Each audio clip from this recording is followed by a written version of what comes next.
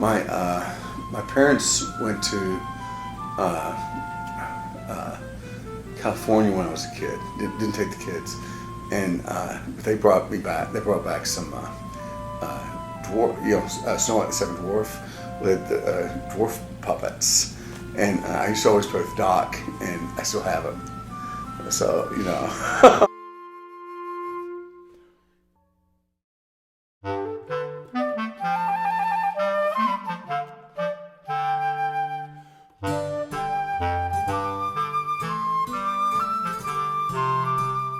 University. And so while I'm there, I get involved in this sort of like psychodrama club type thing. And there's a young lady named Annie Peterlake who's also in it. And she and I, we're good friends, became very good friends. And so we're at the bowling alley, at the bowling alley drinking beer, and we were playing Space Invaders. It was literally Space Invaders. And this voice over my shoulder said, "I hear you're looking for a job." I'm looking at Annie.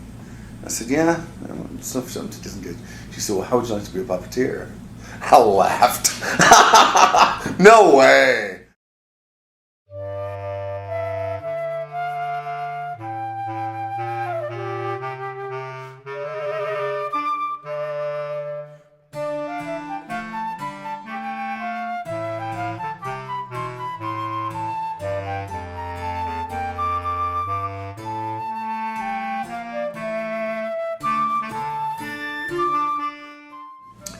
In 1991, I needed to move on, and I was going to get a real job once again, start looking for something to teach. And I got a call from John Ludwig, who said, "I'm going to be doing Jungle Book. It's going to be in the spring. Would you be interested?" I said, "Yeah." Jungle Book. I was supposed to be Blue the bear,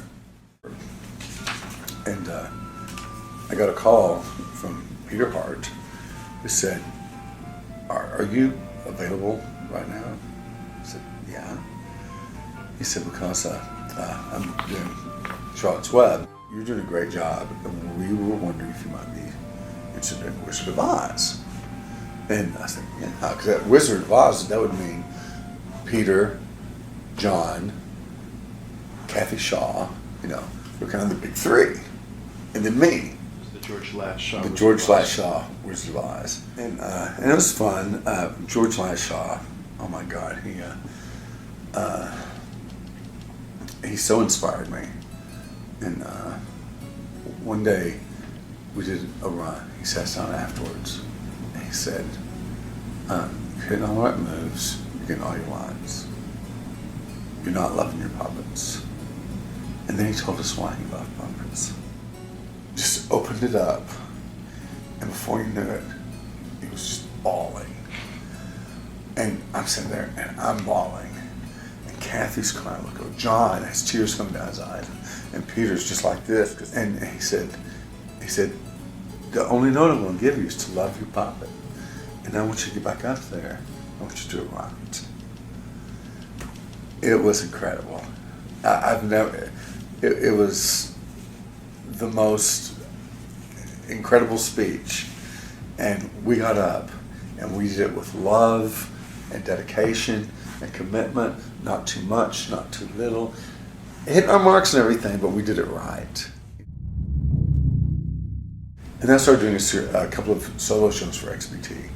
One was The Mighty Cattywampus, and then I did a one-man show called Towing the Line, which was sort of a socio-political commentary. Towing the line, towing the line. Everything's fine, I'm towing the line. Towing the line, all is well, all is swell. I'm towing the line. Straight and narrow, to the marrow. On the morrow, no more sorrow. You will be just like me. Towing the line, towing the line. Towing the line, towing the line. Good is nice, nice is good. You should do what you should. Towing the line, towing the line. Towing the line, towing the line.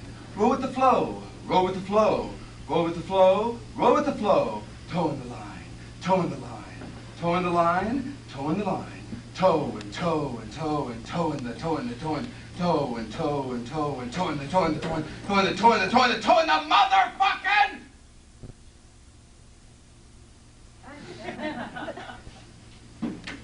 Eventually, those XBT pieces came together, and I would perform them in tandem in places like Doom International Festival and stuff. And George Laxhaw comes up and he's telling me how proud he is of me, and he's my mentor.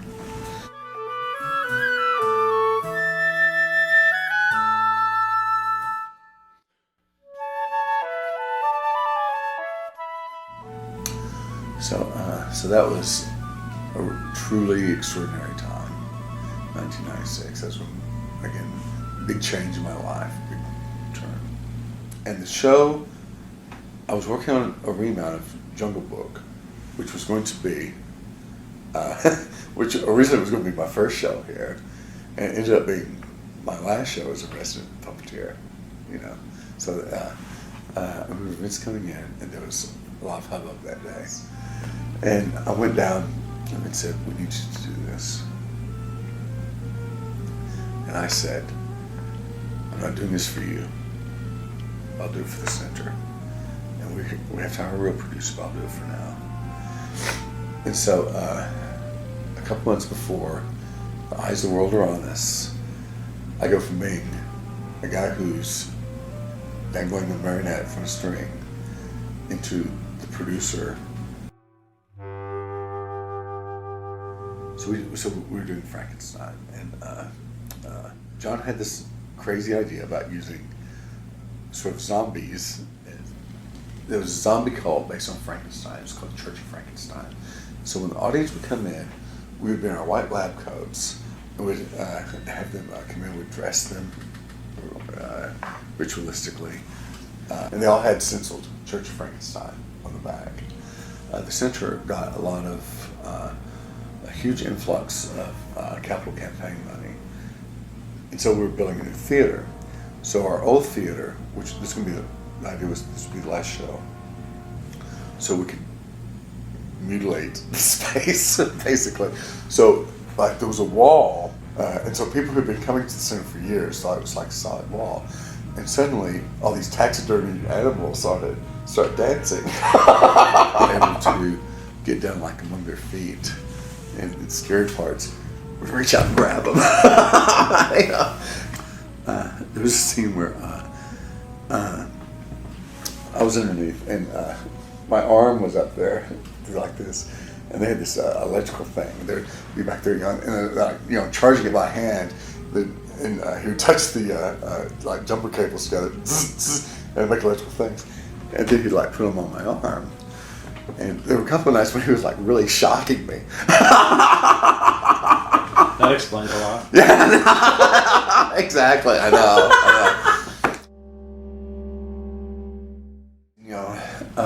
I do the first version of Tales of Edgar Allan Poe.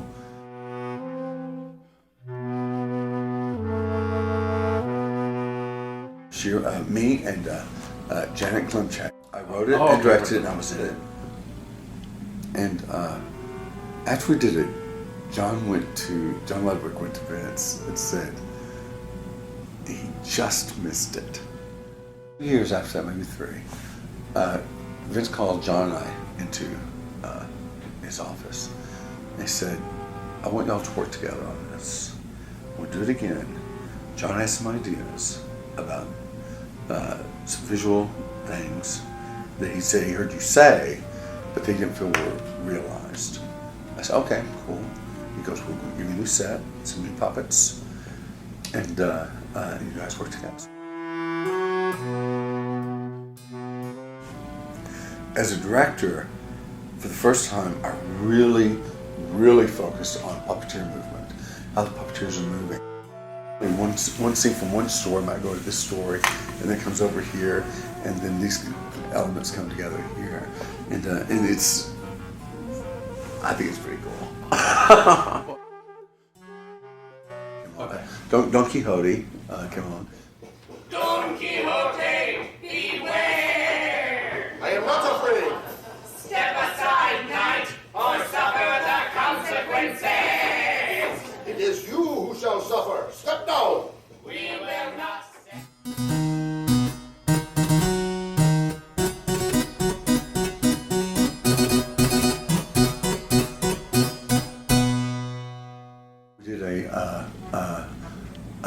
a show called Live Faust, Die Young, which was Faust, and the premise was it was all pop culture. So it was all very current, up to the minute. Sometimes we'd make little changes. You were in that. I was in that. I could not play Mephistopheles. Given the chance to play Mephistopheles, who could say no? So, and that was the last time I've been on stage, actually. 24 years, I will be your servant, and you will know it all.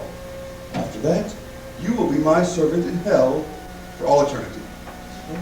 24 years for eternity? But what are 24 years? You can be rich and famous. Swimming pools, movie stars. I don't know. Look, it's a bargain at half the price. Well, it is tempting. It's me. Oh, sorry. Yeah, Reluctant Dragon. Kids. Right. Yeah, kids show. Right. Yes. So yeah, that was a Reluctant Dragon, one man show using existing puppets, and that was a killer. That was a killer to perform, but I loved it. You know, I was panting through the demo, but it was cool, and I really liked it. I'm the nicest dragon that you've ever met. Now, a lot of people think that dragons should be... Excuse me.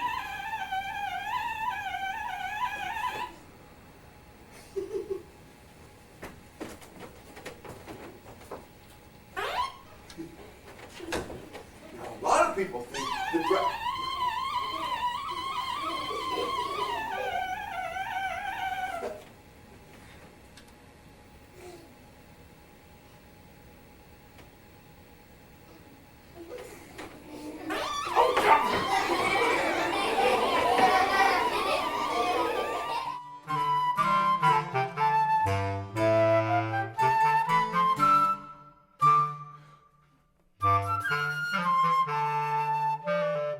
I was also directing, Buffy and Rabbit, Shoemaker and the Elves, Peter Pan, kind of the traditional.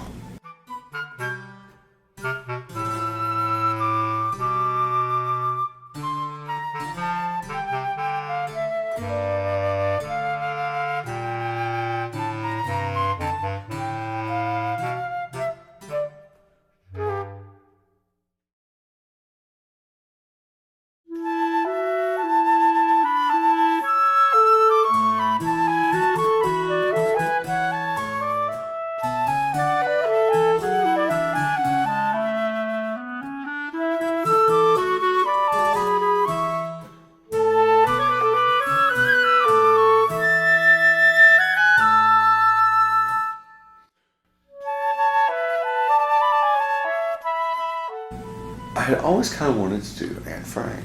We're in an art group, and Vince said, "Bobby, are you thinking about any new shows?" I said, "Well, why do you think about doing a show about Anne Frank? Do it for teens." I said, "I think it would get a good response." I said, "What do y'all think?" There's crickets. No one said a word. And so I went back to the office, and I was kind of dejected. And Liz is desk behind me. She goes, she goes, "I wouldn't give up on that Anne Frank idea. Think about it some more." Okay. She went back to her word. And John stuck his head in the door. He goes, "The more I think about it, the more I kind of like that idea." He said, I think you should keep developing it in your head. I think we should bring it up again sometime."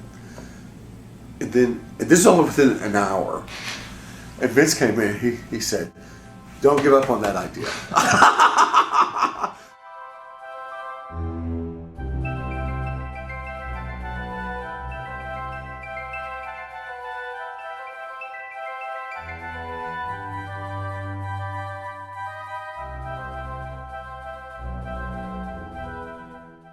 So it was an amazing experience, written up in New York Times, and it was making blogs in Australia.